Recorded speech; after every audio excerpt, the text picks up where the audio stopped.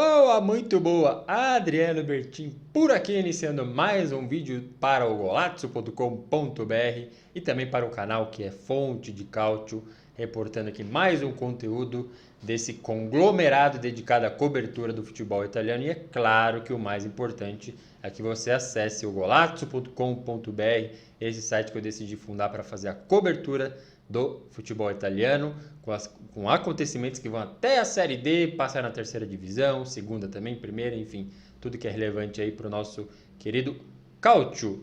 Nessa altura aqui, falando já de um encerramento da rodada 27 aí da Série A, nesse domingo acontecem os jogos que estão restando, e um deles é exatamente esse Torino versus Napoli, uma vez mais o líder, o ultra líder, provável campeão do campeonato italiano, indo a campo. É sempre uma atração, mas tem coisas que a gente precisa saber aí de ambos os lados, começando os 5 últimos jogos aí de cada lado. O Torino venceu 2 jogos, é bem verdade, foram os 2 últimos, então tem uma certa ascensão, um clima com ânimo um pouco maior.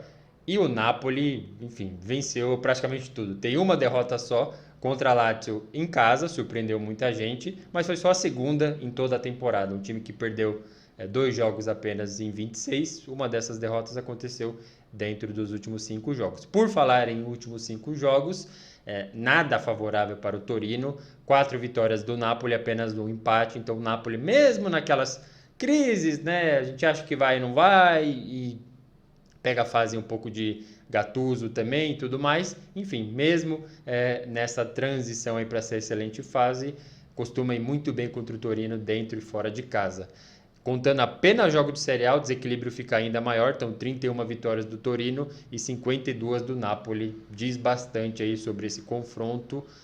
O Torino que sim, a gente tem que elogiar, eu elogio sempre que posso o trabalho do Ivan Juric, que é o treinador do Granata, pegou o time desesperado, sem jogador, aquele elenco os mesmos jogadores, e colocou um time sim brigando por Conference League, não à toa está lá, um ponto atrás só da Juventus, pensando sim ocupar essa vaga da Conference League e voltar a disputar algo na Europa. Mas é um baita desafio, mesmo jogando em casa, vai ser um baita desafio para o Torino. É óbvio que não é o favorito, mesmo vindo aí de Champions League, o Napoli deve ir com Kvaratskhelia, talvez Osimhen, enfim, o time base aí que está praticamente campeão italiano, e sim vai lá para as quartas de final na Champions League também. Então é isso. Mas um Napoli que pegou um Sassuolo e passou por cima, pegou um Spezia e passou por cima sem trabalho, eu imagino que vai ter trabalho sim contra esse Torino. É favorito, óbvio que é,